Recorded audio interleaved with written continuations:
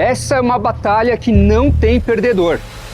Mas é claro que tanto o Mustang GT quanto o Corvette Stingray tem o seu público fiel. Uns preferem os 325 HP do motor V8 390 do Mustang. Outros preferem os 330 HP do motor LT1 do Corvette. Mas hoje você vai poder escolher um lado, porque nós vamos funcionar os dois carros e você vai poder decidir qual que tem o melhor ronco.